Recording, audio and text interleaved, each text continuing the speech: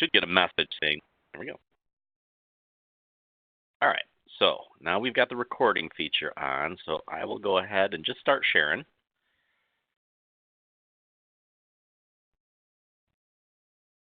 And I'll kind of, as I'm starting things up, I'll give you a history because it may or may not be relevant.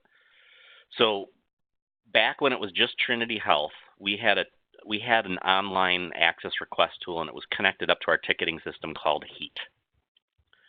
When Catholic Health East and Trinity Health merged, we had HEAT, they had CA Service Desk, and they didn't have any online requesting tools.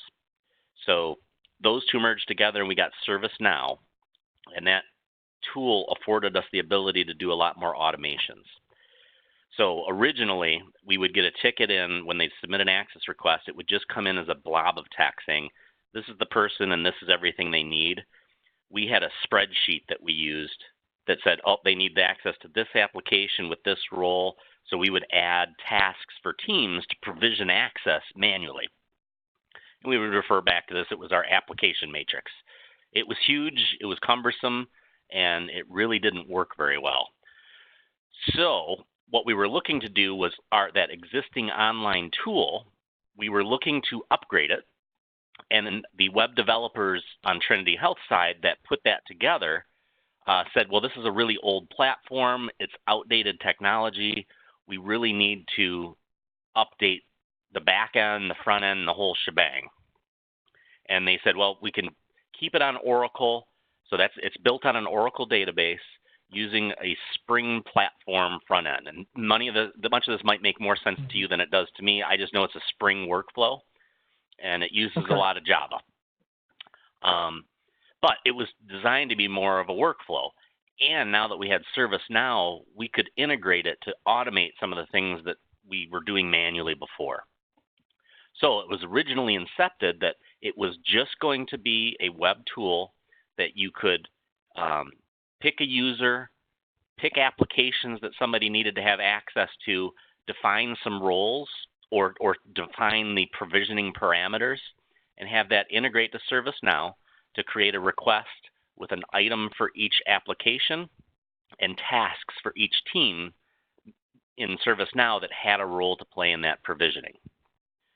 That was the basic concept. And originally they said, oh, that's only going to take about 30 days or so to develop. Like, all right. But then, as we investigated the process and we needed an approval workflow that wasn't in ServiceNow, that was something separate, because at the time that ServiceNow was adopted, it was not in the budget to do access request. So that's why this tool was leveraged is, well, if we can't do it in ServiceNow, we'll have to do something. So this is the something that was done. And I had always anticipated that the access request tool was a short-lived tool, that eventually it would go into ServiceNow, because that was at the time, our process for developing it. But now we're considering using the identity management systems request process to fill that gap instead. So what we've got, and I'm just going to start from the beginning of it, it's a website that's hosted on our, I think it's on Tomcat, because I've heard them say restart Tomcat every now and then. And I'm actually going to go into our development, or I'll go into Stage, because Stage is a non-production one, and I can actually submit stuff, and it still works pretty much the same. It is got our purple screen, so it is SAML enabled. So you log into our Authy directory of the Identity Vault, and it actually uses production credentials for logging in, but it's connected up to our test Identity Vault. So I have the same ID in test, so it authenticates me okay. But the tool will record, it passed a token along saying, who is it that's logging into my tool? And it logs me in. So here is me. Now, in this, I can have privileges within the tool, and I'll kind of start there. So I'll start with the administrative functions. Now, it's not, none of it is really dynamic, other than a few components that connect up to the Identity Vault for searching. Most everything else are static tables within the tool. And the web development team made a front end, an administrative front end for us, so that we could add and remove from those tables without having to be web developers ourselves. So in this administrative front end, we can manage administrative users. So when somebody logs into the tool, it gets information from them, and this is the information it gets. If I view somebody, it is actually syncing from or connecting from Identity Vault. So it's just a simple LDAP query, and it pulls in, each person gets their own ID if they're in there, but it pulls first name, I think that's legal first name, preferred first name. These are all attributes within the Identity Vault, with the exception of the security role. Oh, and logon date. We record that so that we've got something to troubleshoot on. But we do have security roles in here, and these allow different privileges within the tools itself. Developer, I don't know really what it does. We created it for the developers to toy with if they needed to tweak that. But we've got Service Desk, which just allows an agent to search allows the Service Desk agent access into the tools that a default user doesn't have. And this is all in that admin manual that I kind of forwarded over to you. So you can refer to that to actually what the functions of these do. But then there's a super user, and the super user just bypasses our approval process. So there's an approval process that says when you submit an access request, a manager has to approve it, unless you're the manager. So if I logged in and submitted it for one of my direct reports, that LDAP query will pull in. If I'm submitting it for Carnice reports to me, I don't have to approve that. It's going to go approvals. There's an approval workflow. But if they don't have elevated privileges, an access request will send a message out to the manager saying, somebody submitted an access request for somebody that reports to you. Please review it and approve it. I'll show you that in a minute. But what that super user group does is tells us that this person has a role, that part of their role in the organization is submitting access for other people. So because of that, we don't want to introduce that delay in the workflow. They got a higher level of training and understand the risks involved of bypassing approval more than an ordinary user would. The RHM admin has that same elevated privilege with a couple of different extras. So they can also go in and search for unapproved requests and approve them if they're within their ministry. There's another thing that they can do, which is called job code access filters. Horrible label, but what it does is it strips away things that they don't want their ministry to see or their requesters to see. It just filters out anything that doesn't pertain to them. It's horrible. It causes a lot of problems, but it's a feature in the previous tool that our customers became so accustomed to, they really expressed that they wanted that back. Some kind of in terms of what it might be in the Identity Vault, some kind of a template or filter. It's often referred to as a role-based filter, but it's really a poor man's role-based provisioning. All it does is that allows them to establish a role, include certain applications in that role, and hide options that they don't want to see selected for it. But it allows the RHM administrator to create and edit those filters for their particular ministry. The UEM admin, that's our team. So that role allows all of the previous access, plus the ability in that admin tool to add and remove items from tables within it. So adding new applications, adding new ministries or locations and things like that. In this, it queries and it has RHMs. So we have a list of RHMs that I'll show you. But by checking these, this is what we're authorizing them to do. So Russ had a certain level of access, but we're only allowing that level of access in the ministries that we check. And this is a static table. And I'll show you that next probably. Okay. Back. So this is our list of administrative users. It's pretty vast. In production, we probably got 650 or so that have some sort of elevated privileges. So it's that group amongst all of Trinity Health that's part of their job role is submitting access requests. You probably will need to know that because we're probably going to have some type of security role related to access request in the Identity Vault that's going to be something to that same effect.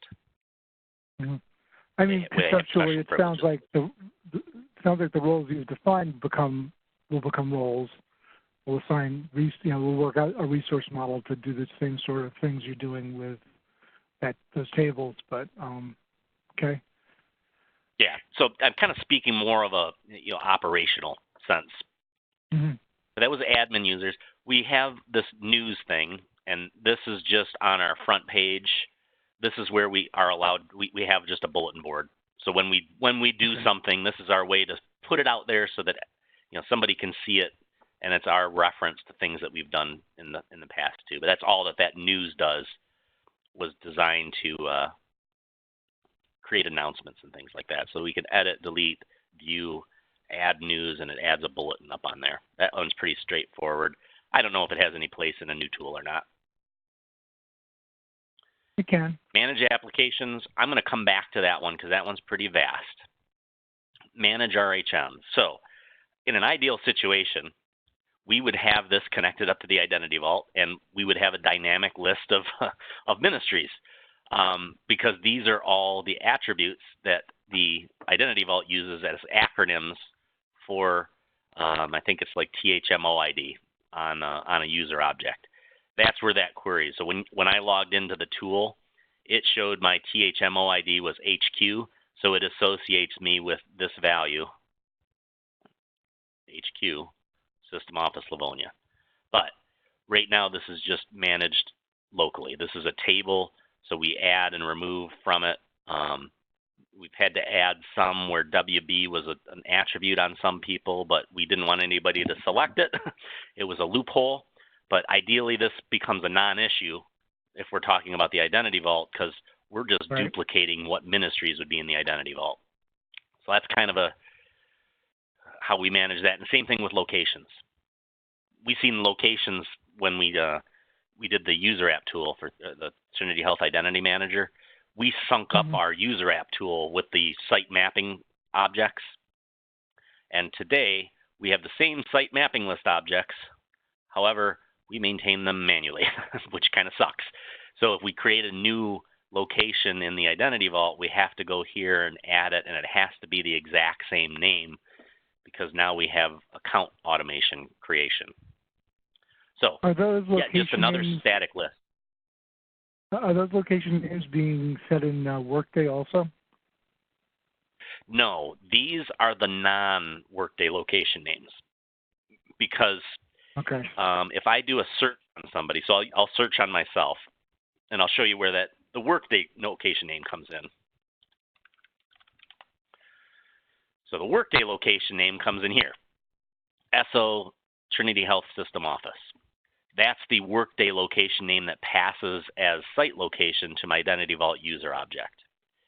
It works great because if I pull it up, it just kind of passes through. We never have to worry about it because we're not really doing anything location-based for the access request part. So it doesn't matter that this is a Workday location and we can't select from it. Where the location does pop in place is for our non-Workday user creations. So we've got a manual entry form if you can't find, and I'm going to go back to some of this, but this is where that list appears. Ministry, there's our list of ministries, and if I pick one, location, this is our list of locations that we had in our static table that we just saw. It mimics the Identity Vault, so when the account creation happens, so if they can't find anybody and they proceed, the Identity Vault will create a user object with all the parameters that they defined, but it's going to use that non-Workday location the same way user app does. We could probably get away from that when we're talking about transitioning this. It'd be nice to have one collection of locations that covered everything, but unfortunately, Workday isn't all-inclusive. So we've got, just to show you an example, for Sioux City, anything that says should be regional. Well, it doesn't say. We lost that on here when we changed the names on them, but only 2 of these sites are Workday Workday sites. These are all regional sites that are partly owned by Trinity Health, so they're never going to be in Workday. However, we still have to create user objects for them. So that's where we accommodate that. And it just might be we have all the Workday locations, and then for each site we have, a listing that says non-Workday location and be done with it. That we can figure out after the fact. But to go back to my point, that's one of the areas of the admin part that we have been given access to add and remove locations. We just have to make sure now that they match the full name of the mapping list object that's in the Identity Vault, because there's now automation behind that. Now, categories and job families are something that are related to applications. So we created job families based off of what we actually had in Workday. So we took all the job families in Workday and said, well, let's create a list of them, because Workday must be right. It's good, so it must be right that these are an approved list of job families that we can associate to an application. Not necessarily the case, still a good principle, but all it does is help us sort our applications. Same thing with categories. We came up with it in the beginning to help sort and make it easier for the requester to find applications they needed. We also have keywords and stuff like that, and I'll show you that here in a second too. But those are other lists that we maintain manually. Standard options was something that we added and we just don't use, so I'm not even going to go into that. But this is that job code access filter. And this is probably something we're going to have to consider as part of the request process. Until we've got, that utopia that we talked about in Hartford, where we've got everybody in Workday, everybody has a job role that's defined, and it's very nice, neat, and organized. Well, until we get there, we need to provide the site some way to say, hey, I've got a physician, and if I go to your tool, there's 600 applications to choose from. I only want the ones that I need. I don't want to see everything else. So that's what these were designed for. And the sites are so different in their access requests. So the applications at a ministry to ministry level is so vastly different. We had to put that onus back on the site that says, we'll let you create filters, but you got to maintain them. And we're already seeing problems with that because the sites don't maintain their filters, and then it breaks some of the other automation back out there. But essentially what a job code is, so we can add a job code. It adds an entry to the table. We pick which one I'm logged in. I'm only authorized for these 2 ministries, so it only lets me create a job code in one of those 2. But I put a name on it. I put a description on it. I make it active. But essentially, once I've created one, these are the list then that comes up. So if I'm an Ann Arbor gatekeeper, an Ann Arbor admin, I'm looking at these filters that I've set up, and they've got 557 of them.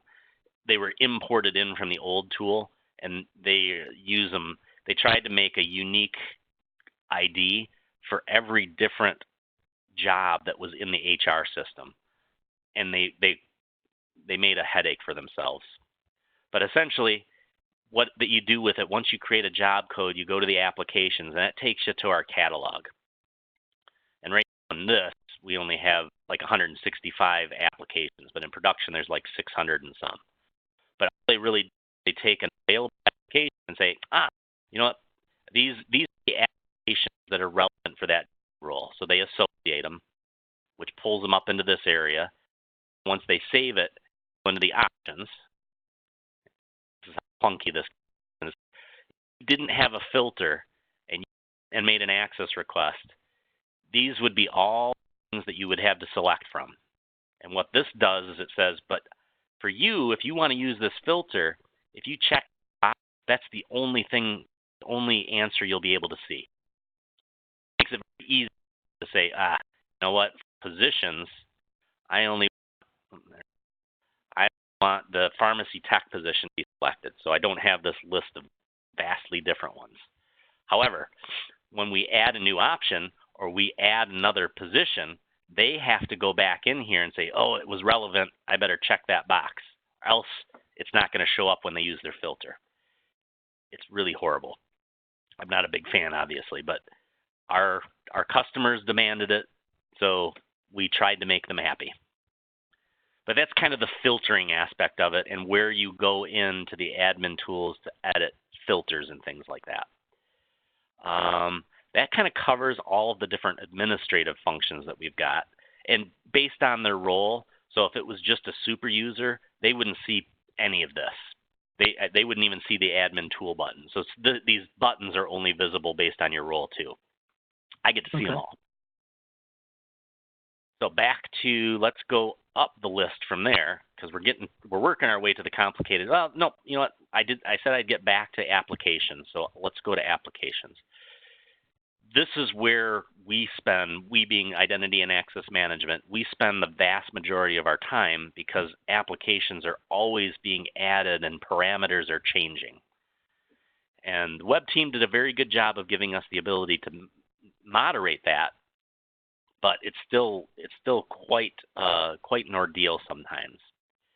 So this is our application catalog, and this, you could probably equate it to an entitlement catalog or something like that, where each of these applications is some kind of an entitlement.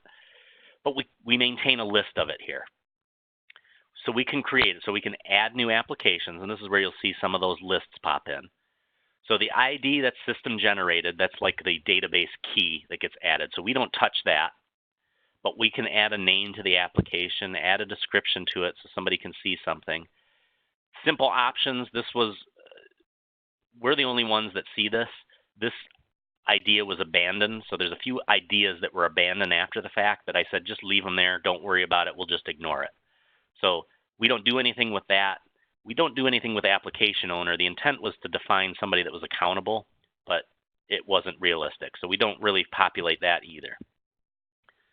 Now RHMs, this gets dynamically generated based off that previous table that showed RHMs. And it shows the checkboxes for all of the acronyms for each one. This will allow somebody to add it to their filter if they wanted to. So if I check that, Ann Arbor can add this application to their filter, but no others can. And I'll also show you, there's also another way to filter on what's presented to a user that's based off of. Here's those categories and job families. All they are checkboxes that say, yep, this application is some kind of a revenue application. So we're just adding constrained criteria to filter on stuff. Mm-hmm. We have keywords. So if the description and the name wasn't enough, if there was an alter ego that this application goes by, there's an area for keywords that helps in searching. There's an area for a ServiceNow knowledge base link, another idea that was really good but never took off. It presents a URL to click on in the catalog that could take somebody out to a tool or a document or something somewhere that would help them fill out that application or define parameters. AD groups, this was our initial thought for orchestration, not using that. Our initial thought for TH App Access orchestration was here. We're not using that. Exclude from ServiceNow, this was a function that was added for Trinity Health New England, their Epic environment, because they had their own ease form. We saw that when we were in Hartford. This allows us to say, yep, exclude this one from this request. They can pick it from here, but at the end, take them out to their ease form. And that would be the URL to their ease form and the instructions that we would see on that. Now, the only other one that we've got in dev that we don't see here is send to IAM, which is what we're using for our Together Care grant and revoke, which I probably could have pulled up in dev to show you a little bit better. Let me pull up dev instead. I don't need to change gears on you right away, but then you'll at least see the current state. So Stage is deploying to prod Tuesday. Oops, I wanted to go here. Stage is deploying to prod Tuesday. Our dev, which has our Together Care stuff, is going to be deployed to stage then after that happens, because right now we've got 2 deployments going on, and we can't overwrite one with another. So we got to wait for prod to get updated, so that then we can send that out. Manage applications. I think I was in add applications. So you're going to see the code that now includes that for TogetherCare. So you'll see now we have one more button there that says send to IDM. That is granting or revoking that role. We're only going to be using this for TogetherCare. Every other application, just like this is only used for Trinity Health New England Epic. Nobody else sees this but us, so we know everything is no except for the 2 instances that it's being used for. External URL, I kind of covered that. That's for that one. And then we have an active yes, no. So we can create an application but make it inactive. So that way if we have a go live, all we have to do is go here and activate it, and then it becomes visible. That's something that we would want to consider too is, if we're going to build something in production but not want to turn it on until go live, we could do a lot of prep work in production and then just use the switch to turn it on. Mm-hmm. Now, that's a brand new application. Once we've created the app, then we go in and do options.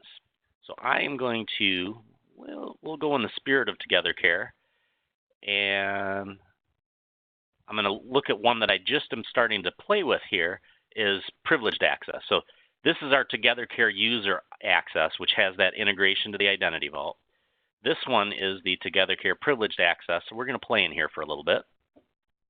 If I go into view after I've created the application, you'll see it's got all the setup that I had in that first page, but then I can go to 2 different things from here.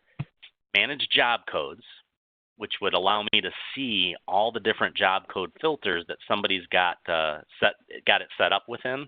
I use this as troubleshooting. When I add a new option, I export this list and say, here's sites, I added a new option, go update your filters. Sometimes they do, sometimes they don't.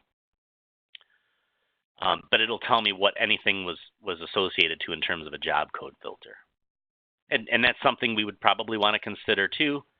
If we've got some kind of a filter or template, being able to see what application that was associated with.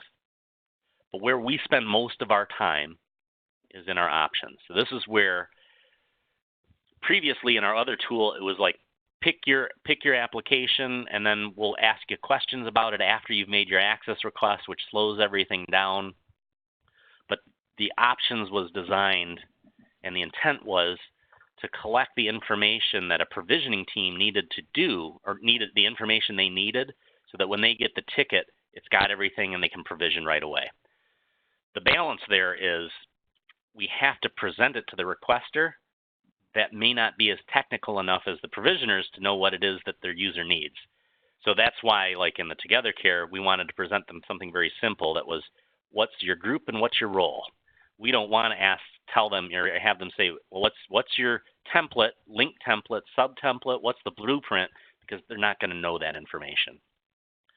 So this is the balance between customer and provisioner, is the options here. Make them easy for the easy for the requester to fill out, but inclusive enough for the provisioner to have everything they need to provision that access. So it's really just web tools. So if we wanted to add an option, we put an option like, this is a question. That was how it would be presented as a label.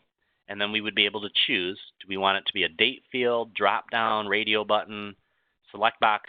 How do we want it to be presented? Is it a single select? Is it multi-select? And so we would pick one of those. So I'm just going to pick one for the sake of picking one, a drop down.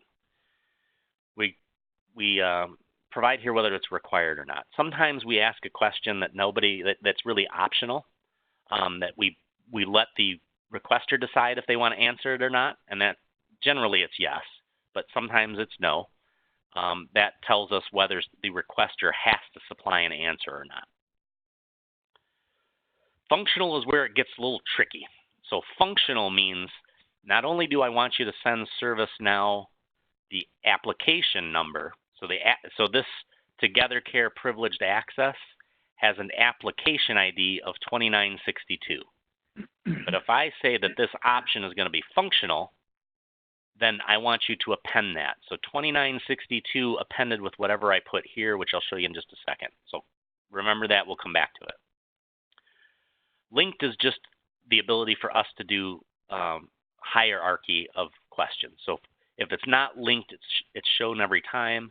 If it is linked, we say don't ever show this question unless the parent question is X, or if test is this. So only show this question if they answered this on another question.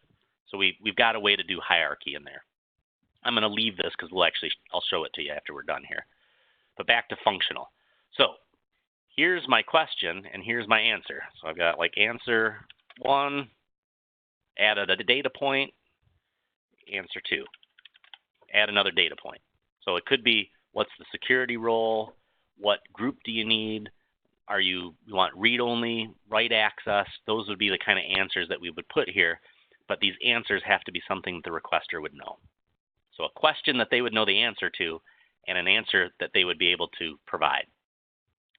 When I hit save on that, it writes that to the table on the back end. So now if I looked at, is this a question, I can pull it back up and edit it if I needed to. But after I saved it, it gave these IDs to it. So these are also system-generated IDs. But what it's going to tell when it says send this off to ServiceNow in that SOAP call that has all the application IDs, it's going to say send 2962_9160 if this is the answer. Send _91681 if this is the answer. So that allows us to map two different things in ServiceNow to say, if it's answer 1, it goes to team A. If it's answer 2, it goes to team B. So that's how we were able to avoid having that spreadsheet back in the day that says, oh, we got to look it up on the spreadsheet, cross-reference it, and add it manually. ServiceNow is doing that for us, and we're triggering that off of parameters we've set here in the tool. So let's go. I already saved it. So let's go back now. Is there anything else in the applications that are really needed? Probably not just yet. So let's go to some of the other areas. So approvals and requests. This is our history. This is a history of requests that were made, a history of requests that I made, everybody made, and a history of approvals. So when the manager gets an email that says, hey, you've got something to approve, they log into this tool, it knows who they are. So it says, all right, access request tool, show everything that was pending for me to approve. And they go to it, they log into it, they see this list, and they might see more than one, and this is their process to approve. They go to view, they can see what the access request was, and you can see this is Angela testing stuff out, was requesting ACL. So I can either approve the request or deny the request. For this one, we're going to deny it because I've got another one. So if we deny it, we do a reason. We submit it. It now says denied, and it never sends it to ServiceNow. It does send an email back to the requester saying, hey, the manager denied it. Here's the reason why. But if I go back to the approvals, all that this is kind of waiting for, seeing it kind of falls off the list. I don't have that one to approve any longer, so it fell off the list. But if I do approve it, oh, here's our Together Care backend. So that is the precursor to the role grant. So it hasn't sent nothing to Identity Vault yet until that approval took place. And that was actually a bulk because there was 2 different users in it. So these are the 2 requests that sent off to ServiceNow because it was approved. I probably have nothing left now. Yeah, so I have no approvals left, so my data is empty. I can go in and I can see what I've submitted, and I've got a lot because I test a lot, but I've got a history of everything that I requested, so I can go back in way back when, and I can pull it up and I say, oh, what was that request? Oh, it was approved, and then, oh, here it is.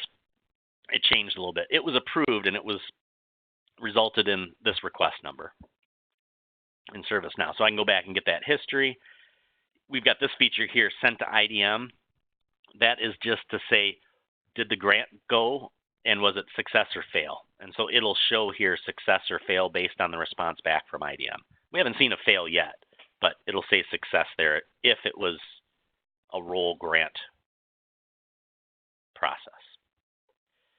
So one other area of this is search. So this is not available for everybody, only Service Desk users and above. So if you have a default security role, you can't search. That was security's idea because in here you can ultimately find sensitive data. You can find a person's employee number and their PIN number, which can be the last four of their SOCH. You can see information here by searching an ID.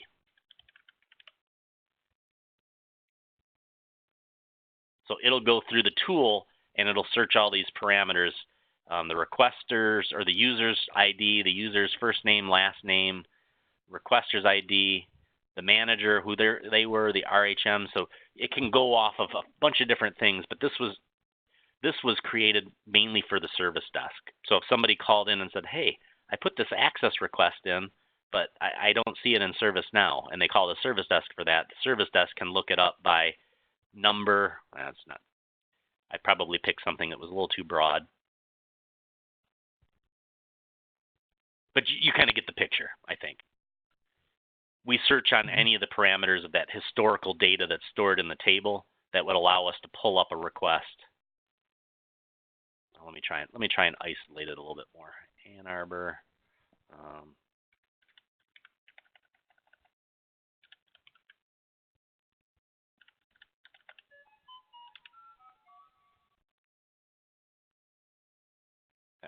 There we go. That does it faster. So by putting those parameters down, I can go by and I can see when they were approved. Generally, it's the manager that approves it, but I can get that history through a search of existing requests. That kind of covers the approvals and requests area. Now, this has got some history behind it. We have two buttons here for a colleague request or a non-colleague request. It is smoke and mirrors. They both take you, even though the URL down here you'll see is different, member or non-member, it takes you to the same page. But security wanted us to say, we need it to be something different, so we appeased them by making two buttons that said different things, but they actually go to the same place.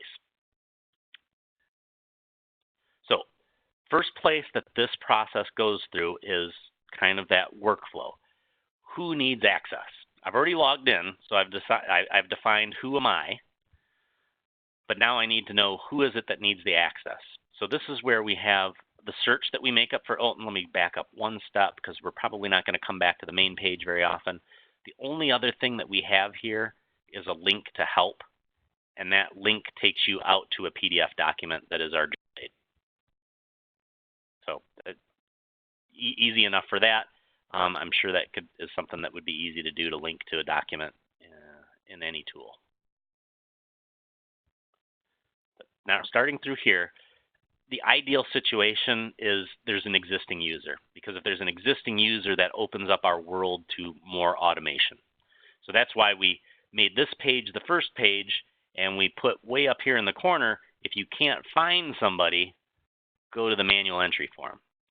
So the way this works is an LDAP query. So if I do a search, and I can search on partial name, first name, last name. I can search on email address, just first name, just last name, the username itself, or the employee number. So we've got that search. This is the easiest one because it does, you can do partials and it's fast.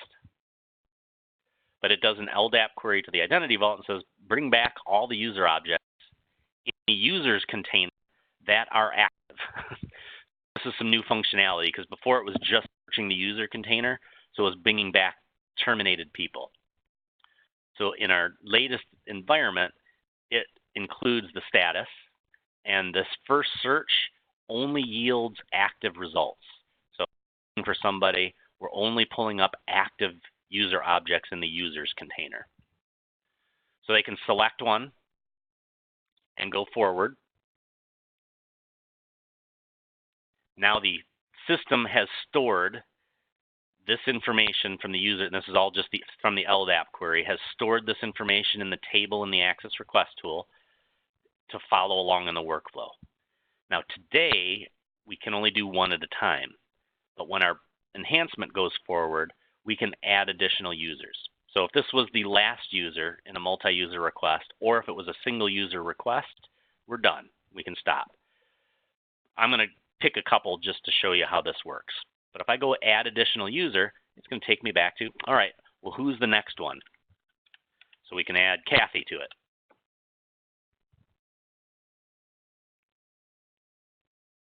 So now we've added another user. So here's my user index 0. In this environment, we can do up to 5. In production, it's a variable, so we can do up to 25 at a time. But same thing, double check. Oh, we want to add one more. And I can do this now because I don't have to go all the way back. But let's say we searched for you. I don't know if you're going to be there or not. You're not. So here's an example of, and if you are, maybe you have a terminated account someplace. But we don't know that. But we know you don't have an active account to select from in this stage. So you would default to, I can't find the existing user, go to the manual entry form. So here, and I'm going to add a couple things here, but the user is going to type in this information. And this, I believe, is what Dave worked on, was the automatic account creation. And that's what's going to happen here. But we'll put you in here.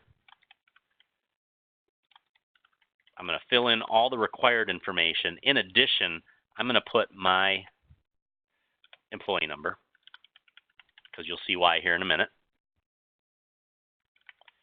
PIN number, title, department, all the required fields that we have in the Identity Vault. Now, here's another area of the Identity Vault that we maintain statically, but it's statically in the tool. We don't, this is a web developer function. If it's an employee, that's cool. In the Identity Vault, that's user type T. If it's a non-employee, we have more information to gather. So if it's a non-employee, there's the user types. And you probably recognize this from FIM or from User App. These are the non-employee types that are required to be entered when we have a non-employee. So in this form, we ask for it so that we can create it. So let me just pick one just for purposes of here. There's other information that's stored in the Identity Vault, but it's not in Workday, which sucks because it would be nice if we had a source of truth. But we need to know what company they're with, so like CIS, the contact name, so Ed, and the contact phone number with probably Ed's phone number. So now we know temporary person, who they're with, who to contact if we have questions, and that kind of completes the non-employee stuff there. Ministry, this is that list that we maintain statically. So if we have a new ministry, we add it to the list here. And it's associated with the, once you pick that, it constrains what the locations are. This is important, and this is why it had to match exactly, is we used to maintain more user-friendly names of locations, and we would know what they were when we create their user object. But now that there's automation, it has to match the site location exactly, or the command to create the account automatically fails because it gives it an invalid site location. Now here's another couple spots here. Now any of these, I think Cost Center does flow over, but it's not required. Same with middle initial and email. They all flow over when they create the user object, but I'm just not filling them in because they're not required. Manager, this does an LDAP search. So we need to know who the manager of this is. So it actually takes you back out and uses the same interface, that same LDAP query. So if I used you, it shouldn't show anybody up.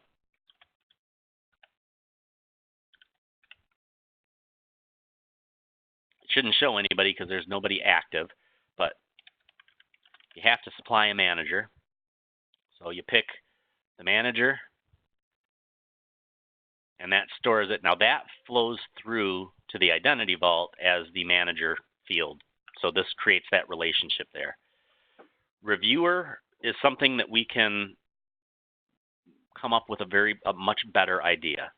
The reason for reviewer was, let's say the CEO of the company is the manager, and somebody else is entering their access request. Well, we don't want to bother the CEO of Trinity Health to approve an access request.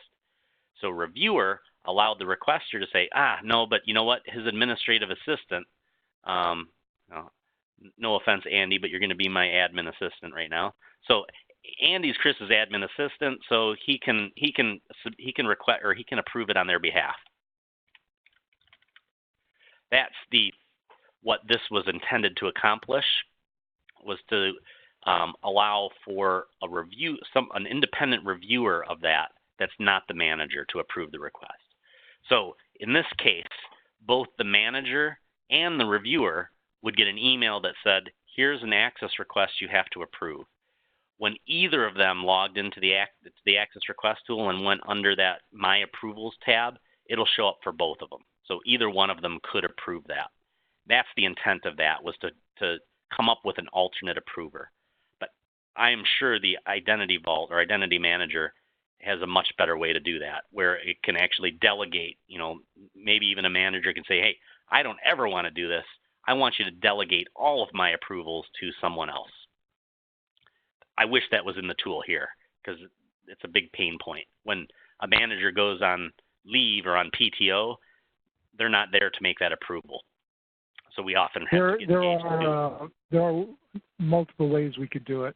There's actually an admin attribute, so you could specify always, go to the admin. We could add attributes that could set some policy there that would decide, for this particular manager, always go to the admin. For another one, you might do something different. I'm very confident go to the admin first, that won't be a non-issue. You could go to the admin first, and if the admin doesn't respond in 3 days, go to the manager. Or even probably go down the hierarchy or up the hierarchy. Yeah. I'm sure our world is our oyster when it comes to that. We've done all of those things. So yeah. So far, there's a lot of very specific stuff to you guys, and then there's stuff that definitely looks more generic to just approval processes that may be easily done. I'm actually thinking there's a good chunk of this that if we architect our roles correctly, the IDM user app would do out of the box. I mean, we have to build our roles the right way, and there's a number of things here that could be done in a pretty straightforward manner. So we got stuck with this tool trying to duplicate the functionality that the old tool had, more because our customers weren't comfortable with such a drastic change. So unfortunately, we worked ourselves into a corner in some areas. So what I'm kind of envisioning, in the new user app interface, which is no longer called the user app, it's called IDM Admin. It presents a series of tiles, which look awfully like your buttons to start off with. So it's kind of the approach I'm thinking we'll probably end up taking, and they're all controlled in terms of whether they appear or not by access rights. So and we can make them disappear or appear based on the rights you have. So so far so good. Good. There's definitely some complexities in the filtering that you do that we may have to figure out how to accomplish, but we'll work it out. And there's likely a better way than how we're doing it. Possibly. I'm keeping a very much an open mind to improved processes, not necessarily duplication of processes. Okay. But, I mean, some of it could be, some of it could be security rights. Using the rights themselves to make things visible or invisible, may be one way to accomplish it. But we'll work out the details as we get into it. Okay. I can tell you that there's a lot in here. There's quite a, you guys. The other approach for this would be we could tightly link this tool into the whole identity manager solution, and you keep this tool and you just make it do this all in roles. But I don't think that's where you want to go, because you don't want to keep maintaining this thing. Yeah, and that's precisely it. And that's why I kind of started with the history of it had a very specific intent and a very temporary intent as far as I was concerned, to fill a gap. And now it's kind of become the gold standard that anything that needs to be requested needs to come through this tool. and people are trying to put hardware and resources and things that the tool was not intended to be used for, and we're trying to retrofit things now into this tool, and it's just not working right. You can see that with TogetherCare. They wanted to have this, we needed to have this dynamic interface, and the tool was never built for that because I don't think it was supposed to be around this long, but it has been. So there's better ways. But I'm going to continue on here. So back where we left off, I filled in all your information, but I also filled in my employee number. I did that on purpose because now that it said, all right, well, here's the employee number. Well, this is suggested users. It says, hey, hang on a second. I know you just filled in all that information, but we've got some matches that might be it. Maybe Rob Rawson used to be known as Chris Lynn, and oh yeah, that is that person. So it matches on some criteria that says before you proceed, double check. And in this instance, it also shows term pending and terminated users. So it shows all statuses, and it shows the user's container as well as the inactive container. So it goes and it searches everything as an opportunity to say, hang on a second, this is Rob from a long time ago, but he's back. And if they select, they can either select one of these and say continue with selected, and this will actually trigger a different workflow in ServiceNow. It'll say, hey, this request came for this account, but we found a terminated one. We're not having the automation reactivate, but it's going to send, I'm going to actually pick this one. So I'm going to continue with selected. So it stored all of this information, but it stored my ID. And it just stored that one that I just selected. So when this comes across to ServiceNow, it's going to have this ID, but it's going to say this was the terminated person, so we'll know, reactivate it manually and update it with all this information. We have that as a manual process because we didn't want to automate reactivations, and that can be a little tricky. So there's probably a better way for that too. But at any rate, now we've got that user. If I would have selected continue with original, it would have created an account in Skell, done its processing. It waits for the ServiceNow association to come back to say, yep, it must be all the way done because we have a ServiceNow association. It'll come back to this page with that new ID, and it'll create that user object. But I'm going to now say that this was the last user I had. Now, this is something else that we've got to consider too. We want to be able to request access for multiple people, but if we're going to have an approval process, we have to accommodate different managers. So in this tool, we did that by saying, hey, the 3 people that you selected, 2 of them have Andy and 1 of them has Chris. Pick one of the managers to do the approval. So I'll pick myself here just for this. So that way it can be, it won't make multiple approval requests. Not necessarily that's bad. We might want to have individual approvals go on, but we had to retrofit this bulk process into this one, and this was the best way we could do it. Yeah, we could definitely do separate approvals if we're doing it in Identity Manager. I'm thinking that would be better. We'll see. We'll talk about that when we get to the nitty-gritty.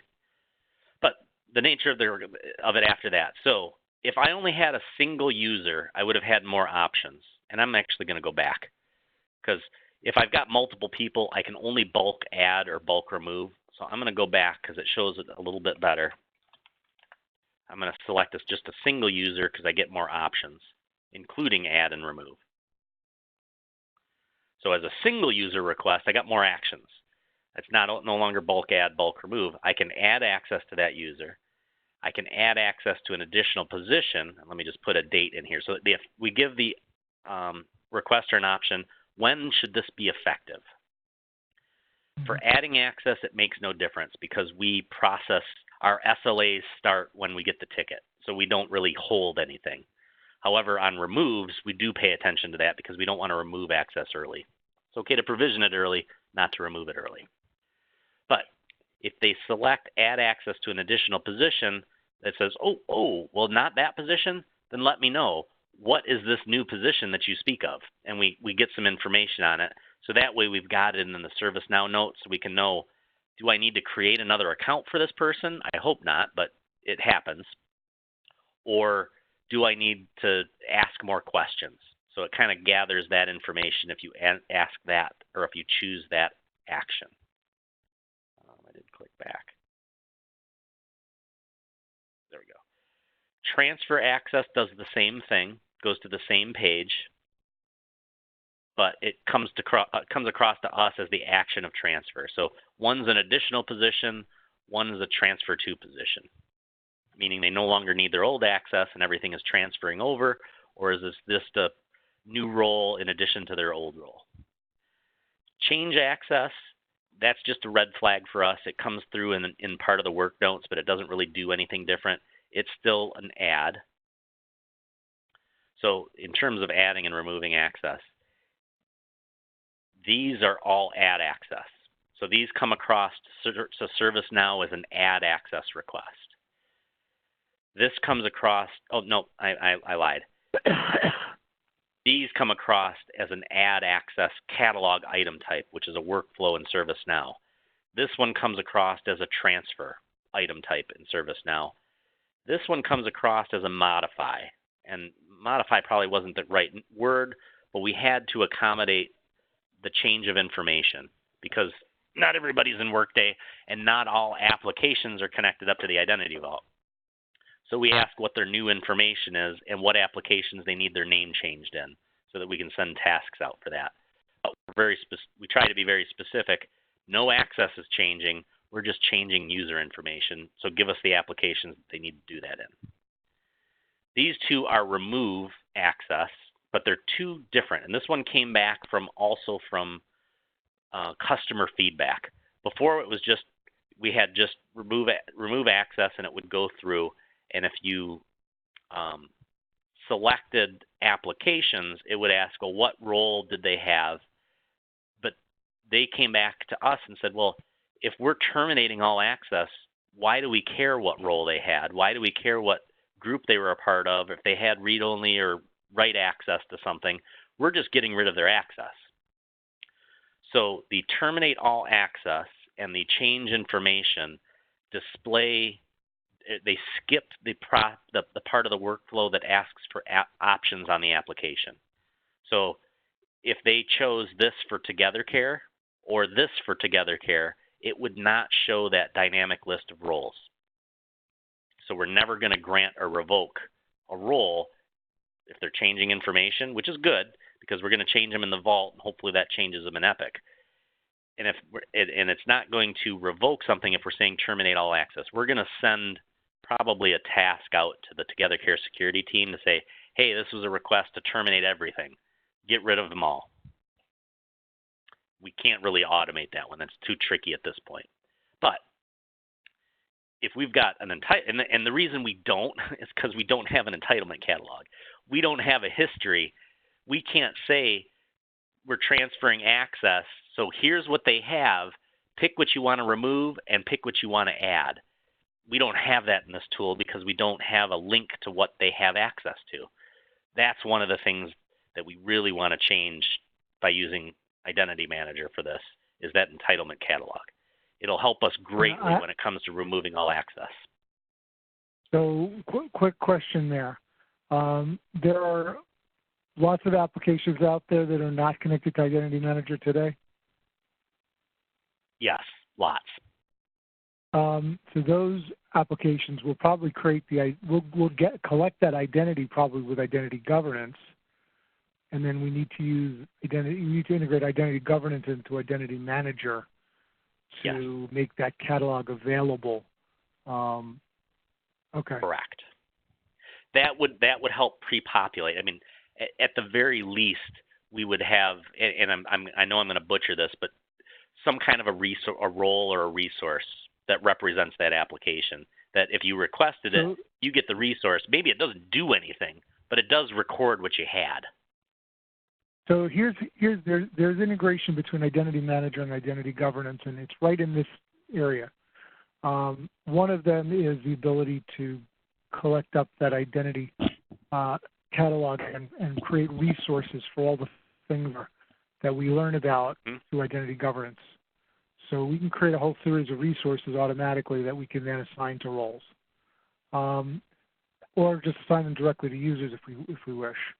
The second thing you get is the ability for you to request a resource out of that resource catalog from Identity Manager. So now we have a resource assigned to a role.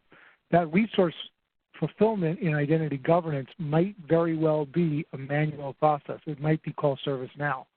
Whatever that fulfillment process is, when you grant the resource, it's going to go through that fulfillment process to grant it. So it could be send a ticket to ServiceNow. It could be granted through an Identity Manager role grant. It could be send somebody a manual workflow to take an action. Chances are for you guys it'll always be a ServiceNow request. That's your fulfillment mechanism. That's going to be the bulk of it because there's not that many things that we can automate. We can't automate every system. All the things that are manually fulfilled will probably end up going to a identity governance workflow, and the workflow will start a ServiceNow. We'll create a ServiceNow ticket for it. Exactly. That's what I see. But the key difference between, because that's what the access request tool does in a way. It sends out a command to say, hey, send the request out to this team. What the advantage IDM has is keep that historical reference of what was requested so that when you pull them up, we can see what they had. Right, well, and we'll have collected that into identity governance, and we'll probably collect it on an ongoing basis just to make sure it's accurate, because you never know when somebody might do something they're not supposed to do. You terminate somebody and there's something you didn't know they got that they got. You want to collect it and say, they have this thing, you need to get rid of it. So that kind of closes the loop on that. A big gaping loop that drives us crazy. But so we're drawing good correlations here. I'm going to continue. But like I said, if we choose one of those, it skips the option. So I'm gonna note that later here. But right now, I'm just gonna kind of go through. I'm gonna select my add access, and what this does when it creates the SOAP call is in that SOAP call, it is the call type, and we've seen it was add standard, add non-standard, remove, transfer, or modify. That's what determines that SOAP call, what that parameter was in the data. So right now it's delaying because it takes a while for the access request tool to build this. It takes even longer in production. But this is when we add and remove applications, they get added and removed from this list. And by default, it shows everything. So right now in here, we've got 472 applications. In production, I think we're closer to 700. But these are all applications, and some of them are duplicated. Some of them is, I need application A for this ministry and an application A for this other ministry. Some of them are broken out like that. Cerner's horrible. If I look at Cerner, I don't know if it'll look that bad in test. Oh, it does. So we've got Cerner for providers, Cerner for senior living, Cerner for Citrix. We have all of these. It's all the same Cerner system.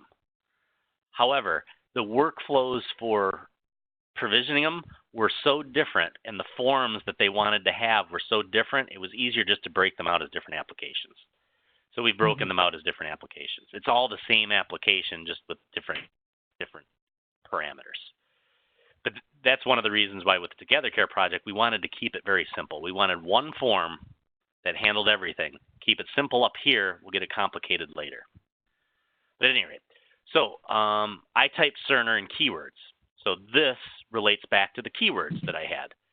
I can narrow it down, all those check boxes when I created that application, that's where these show up. So I can pick category, I can pick a job family, and all that does, let me find like nursing. All that does is it narrows this down. So by adding more and more filter options, I'm narrowing this down. I wish that everybody just used this because this is a whole lot easier to maintain. The other option is that job code access filter, and this is where you're going to see it. I'm going to clear this out because you can't use both. This one filters out options. This one filters it out by categories. they don't play nice with each other. So you got to use either a job code or a search. So I've cleared all that out. So this is where those appear. So if I was Ann Arbor, I would pick my Ann Arbor job codes. I would pick, oh, these are nursing people. And so you can see what it did is it eliminated the 472 and it just showed the one application that nursing needs. Now, if I selected it, it would only show the options available. So I'll do that and then I'll back up. So let me pick it. I add it to my cart because I'm actually going to back up after this, but it works like a shopping cart. Select the application. It didn't even ask me any questions. Normally it would have asked me like position and stuff, but I don't think it did in our test environment. I must just not have anything set up for it. Or in that job code filter, they didn't have anything checked, which is probably more likely. So they've filtered out everything. So the provisioning team, when they get it, they're going to say, oh, well, they just wanted Cerner, but I don't have any of the information that I needed to apply that. So I think if I do that, it unapplies the job code filter. Because I wanted to show you how some of those, you've seen the Together, you might have seen the Together Care one. Let me try and back up one more here.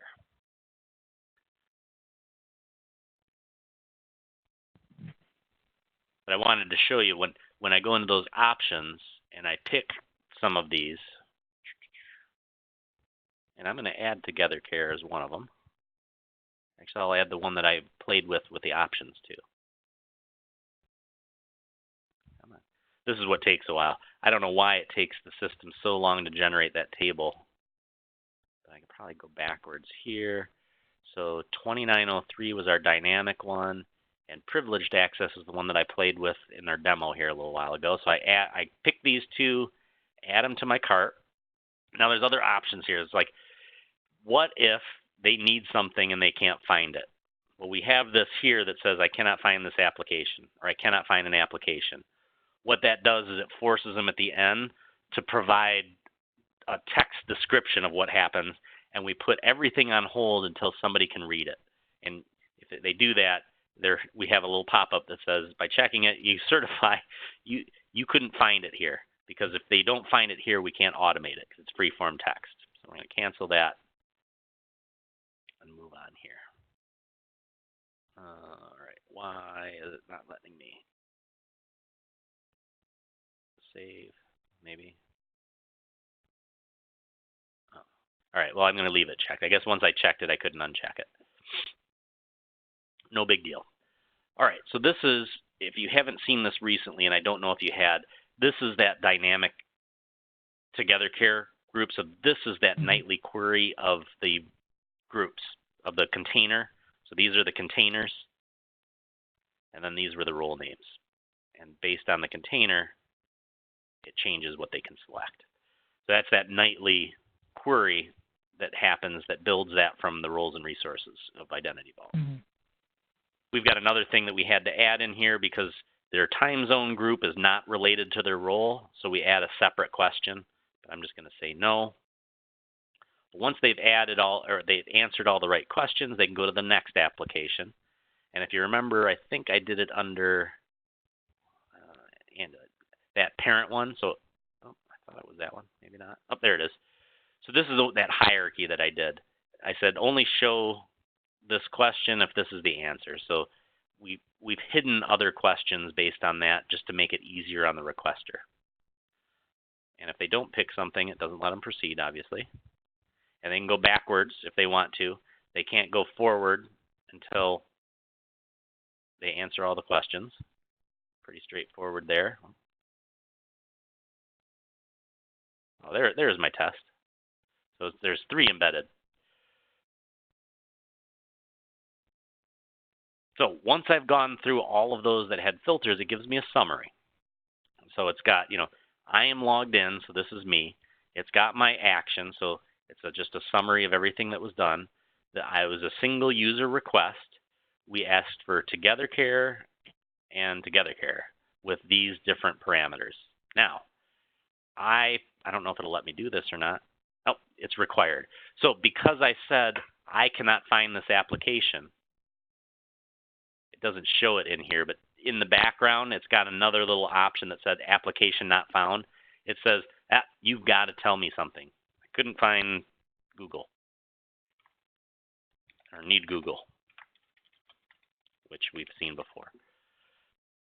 It makes them put this in there. So by adding this free-form text, and I haven't had to do it anywhere else, this now becomes an unautomatable request. Somebody's got to read it. So it's a necessary evil sometimes to say, hey, you did a really good job of constraining 99% of this, but there's this one thing I need, and maybe it's I need super user access in here, and I didn't find a place to select it. I hate this because it's free-form text, and it requires us to read and stop to what we're doing, but it's necessary. It also changes this from a standard request to a non-standard request, meaning a standard ad has no special instructions and they picked an existing account. It's automation friendly. It's a standard ad, so we can go right through the process. By adding this, it's a non-standard ad, and that's two different call types within ServiceNow, because in ServiceNow, there's two different workflows. And I'm going to show you that right now. So I'm going to submit this. Now, I don't have to approve this because my security role said, Chris is good. Anything he submits, just push it right through to ServiceNow. Otherwise, it would be in that holding pattern. So let's take a look at the result in ServiceNow.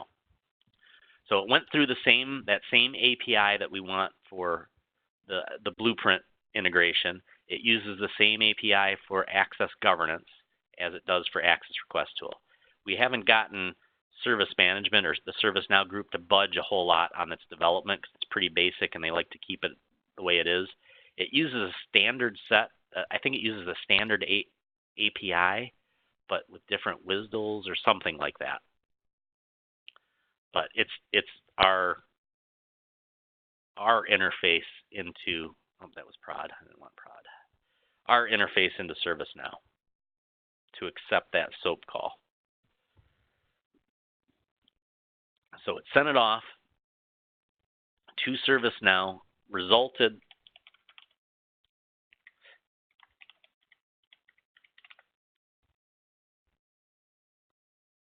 they must be testing IDP. Usually I have a local account. I can see I'm in test.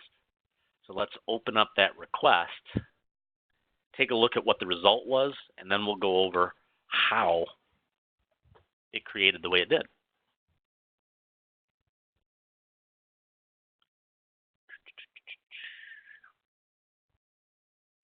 There we go.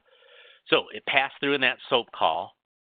My CN as the requested for, my CN as the user, which happened to be the requester, and everything else is tied in through the profile, through this profile. So it shows Andy as the manager because Andy is the manager in my ServiceNow profile. It shows the correlation ID, which is our access request number.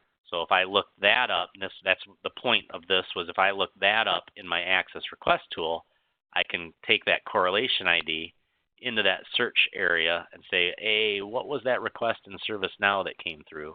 There's our request ID, all statuses, and there it is. That's the one that we just approved today. So that's what that goes through for, is just a kind of a cross-reference. Now, we picked, I think I selected it and deselected it a couple times. We'll see. But it is in a stage of requested. So right now it's in a holding pattern. All of these items that represent the applications I selected are in a state of new because I put in special instructions. Because I put in text, I can't let this go through to anybody because we don't know what that text says yet. So if I was to look at one of these items, we'll see that it's a different item type. Come on. So that's where that item type comes in play, because in the SOAP call, it was add _ non-standard. It used this item type in ServiceNow. If it had no special instructions, it would have been system access request standard add, and it would have pushed it through to the fulfillment stage. So right now we're being put on hold because somebody's got to read those special instructions. And the way we've got that set up in ServiceNow is that we add a task right to the request itself, not part of an item that comes to our team to validate it. So somebody did something to make it not automation friendly, and that was that special instructions. It'll also come across if for whatever reason there's not a ServiceNow profile. If it comes across as a service account or as an unknown account, we get these to clean them up before we push them on. And the idea behind that is no other team can work on this yet because something might be wrong. So I see the special instructions need Google. I would go to one of those requested items. I can adjust this right now by going into that requested item and changing it to a different mapping. Now this is probably more than what you need to know for the access request part of Identity Vault or Identity Manager, but it's good to still see how this works out because how we push resources that might be create a ServiceNow ticket, how these might change. So if I go in my submission data, I don't have Google, but I have like, I think shared drive. So I'm just going to pick shared drive access. It was like they put in special instructions. I need Arbor shared drive. Well, I can go in and I can adjust this still because we haven't started anything. So I can update that. That'll update that one item. And I was like, all right, so I validated my request. This prior to account automation, this may have halted to say, hey, they asked for a user that doesn't yet exist and it's not going to be in Workday. We would have paused here, gone to user app, used our interface to create the ID, and then once the ServiceNow profile came up, we would update this request with that profile and then begin. But for right now, we're just picking up that. Otherwise, we would have used this information to create a new account. So for that task that's assigned directly to the REQ that's holding up our workflow, we assign it to ourselves. We perform what work we needed to do, which in this case was update that one of these requests. I don't remember which one I updated. It's not going to show just yet. And then we put work notes. So I updated an RITM. Now, when I close this, and we can also add new items here. So if they asked for Google and they didn't pick something here that I could reapply, I can add another item and do that same thing, apply the mapping. But once I've gotten the request now, all right, now we can proceed with fulfillment. I close that, and that's what was telling ServiceNow to wait. And done waiting, come on. So now we're going to see that the request changed from a requested state to a fulfillment state. So now we're in the fulfillment workflow. It was waiting for approval, now it's approved. It was requested, now it's in fulfillment. So now all those items changed from new to work in progress. And cool. Some of our orchestration already completed some of the work, which is cool. I'll show you that one. So in the mapping, and I kind of showed some of this already, in the mapping it says for this particular ID, for this option or this application ID and this option ID, map these tasks out. And that's how this got created. So in here, we'll see the item and the task. Now this one was a default time zone, so it had an auto close orchestration. The access request would have already granted or revoked the role. So there was really nothing in ServiceNow we had to do except record that something was requested. And it would have been the provider group and their role, which was in that. I lost. But our orchestration said there's no work to be done. It's already done. Just close the task. So it would have granted the role of physician champion under the provider container. So we just auto close it, and it marks it task closed through an automated action in service. Didn't have anything to do. Now these other items, they do. So that one that I changed before I let it proceed now shows it was for shared access. So now it follows what we've got mapped out in ServiceNow. And that we can see here. So these were all the parameters that were in the SOAP call. That's originally what this was application not found. But like one of the other ones, let me go to one of the other requests that did have an application ID. Wasn't that one?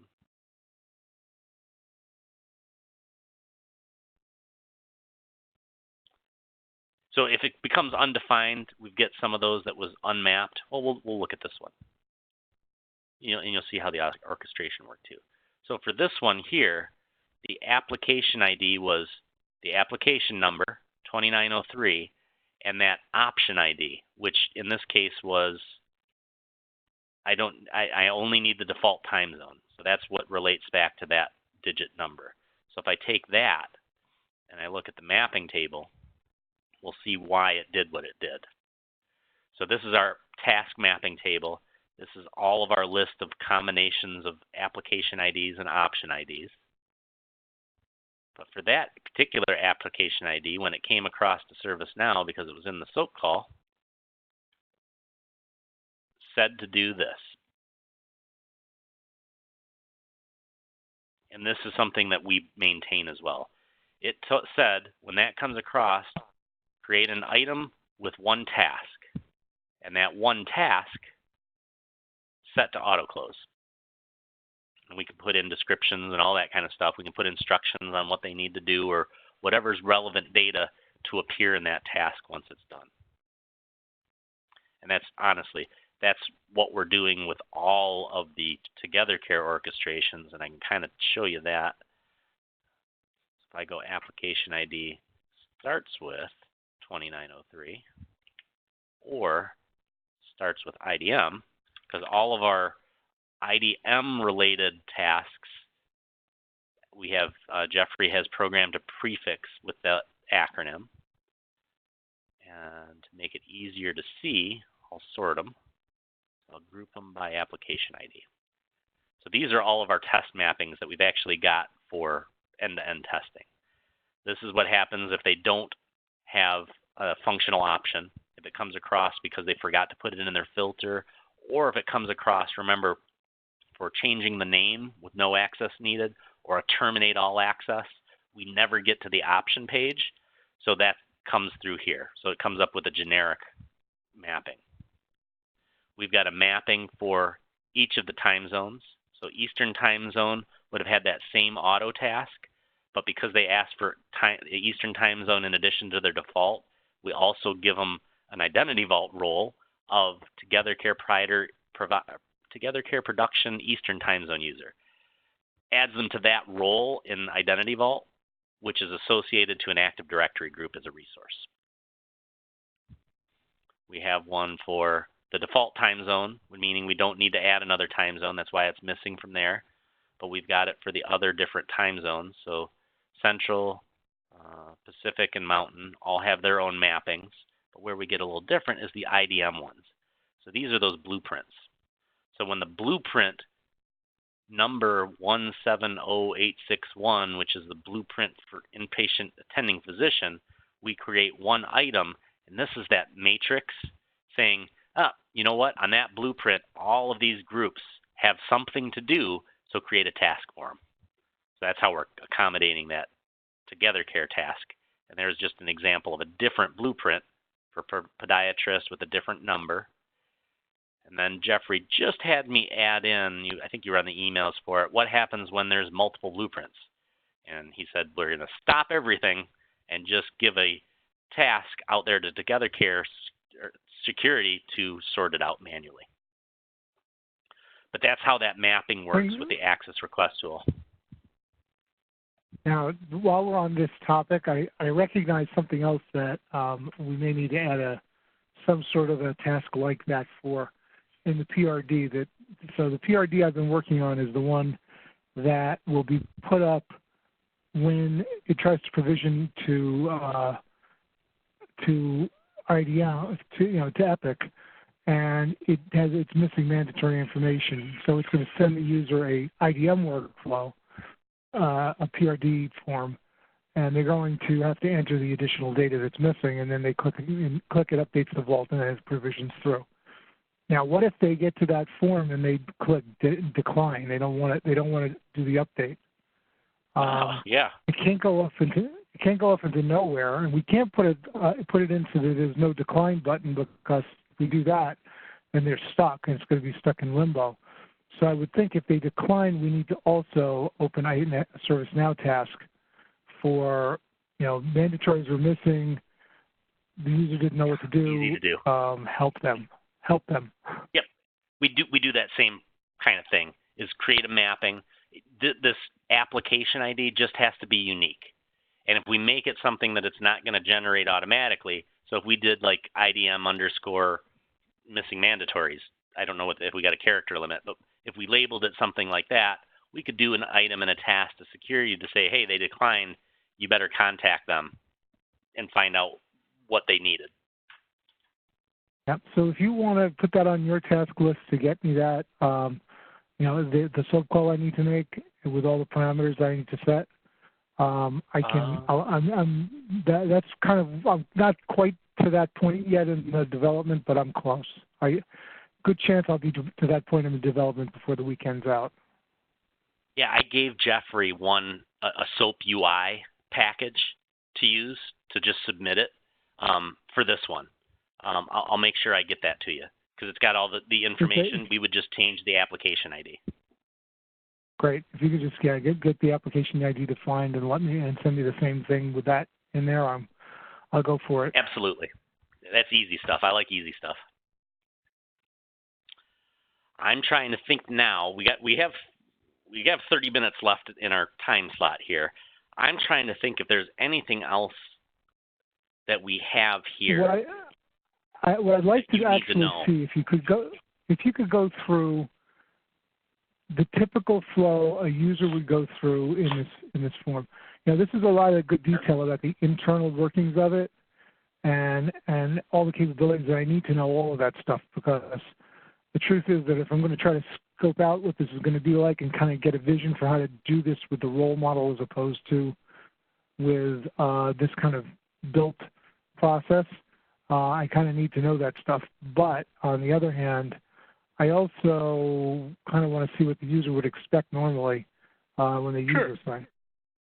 Yeah, and but we've broken this down. I'll also say that I could use back a little time if we could do it quick. That'd be great. Yep. Let's run through.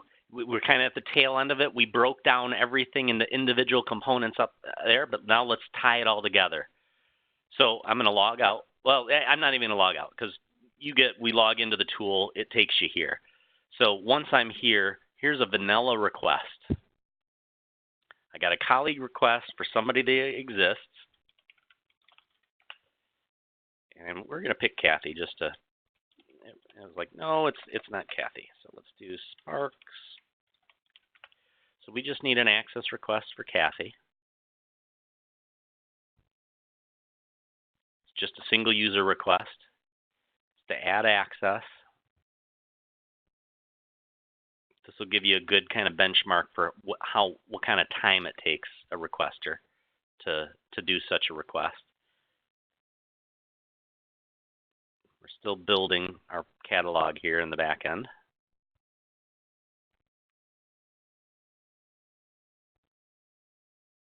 And I'm just going to pick a couple things to add to it. So I know user needs Pyxis.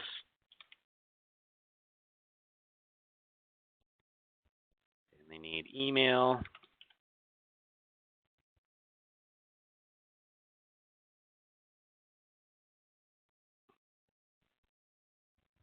And maybe an inappropriate benchmark because normally it's in production, it's a lot faster than this. But email, and Jabber. Because I just noticed that they need a Jabber too. So here's the 3 applications that they need. So I've got my applications done. Now I go through individually who supports it because they've got local resources, some other options. So I go through all the options, pick the appropriate selections. Here's my summary. I can double check. Yep, I did everything. I've got no special instructions. Hit submit.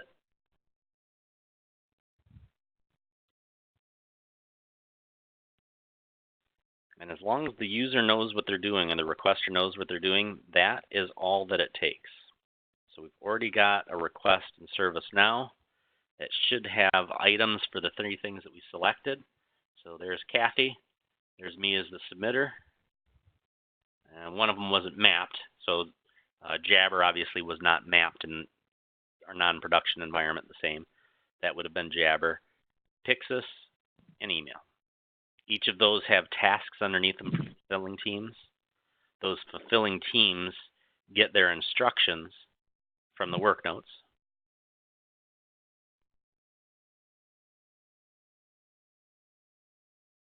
So in the work notes, it shows what all they answered. So if it was important that Anna, I think that was just to direct it, but like for Cisco Jabber, it was add voice only. So that was important for the provisioning team to know that's how I'm provisioning their access. For Pyxis, they needed MedStation.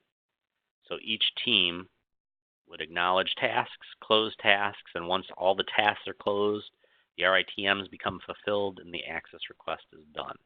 But all of that happens in ServiceNow, not really in Identity Vault. But those are the type of things that we'd have to consider in an identity management access solution, things that we can't provision through entitlements. We're going to have to make tasks through entitlements. And even the ones that we do provision through entitlements, chances are we're going to have to send a record off. But that's what that auto close was for, is to say they asked for email would probably be something that we would provision through automation. If they say they needed to have it added, it's a resource in the Identity Vault. So when they ask for it and it gets approved, they're going to add that resource probably in the Identity Vault, but we still want to record that there was an item for email and it auto-closed because it was done through automation. So we'd still have probably a mapping for it and a resource that said create an item, but we'll just auto-close it, that type of thing. So that's the process, kind of front to back in a vanilla scenario. That was very helpful because it kind of clarified the whole additional questions, sort of did. Yeah. So basically, just using the IDM model, the role model in IDM, kind of for this purpose, but recognizing that there's some things we're going to have to do that are going to go beyond it. The applications correspond to permission roles. So each application, you'd be looking up a permission role and assigning it to the user. Now, to make it pretty, like you guys have, you'd probably want to have a list of available roles, a list of assigned roles, and be able to use just an arrow or something to choose them. But then comes the other part of this, which is that there's details within those roles, possibly additional resources that need to be assigned to, like, answer questions as to which RHM it's for. In some cases, I would think that some of that might be already known. If we're the Identity Vault, we know the users in. What I'm thinking. Yeah. So that eliminates some of that. Some of that, however, might not be things we can eliminate. Yes, I agree. Okay. Application access is complicated at times, but yes, that is accurate. The other question I have, and I think I already know the answer to this, but I think your users are used to the idea of a wizard-based approach as opposed to a single form where they're entering a whole bunch of stuff. And so it just needs to look like a wizard, which I've done that in Identity Manager. It's not meant to do it, but I know how to do it. So. And that's an area, like I said before, I'm going to keep an open mind to it. We don't have to duplicate what we have today just for the simple reason that it's going to make it friendly or relatable to what previous tools were. If it's one page tool that's got everything on it, I'm not opposed to that. We're not constrained to a design to match what we've got today. Right. I'm okay with but that. it controls, or right now it kind of directs the flow of the user through the process much more than a single page with a bunch of fields that they can fill in. Like a big worksheet they have to fill in. Even if we can have things disappear that are not relevant, it's still a big form to deal with. So, it's like, do you want to go through you're going in to buy a quart of milk and a dozen eggs, and you've got to go through the full line. There's no express line. So I'll have to think about that a little bit. But I think there's a lot of details here that I have to chunk through now in terms of this. On a basic conceptual level, I think I understand most of it. I'll probably run back through this. I'm going to stop recording if we're good here, just to save file I think size. We're good here. Okay. We'll continue.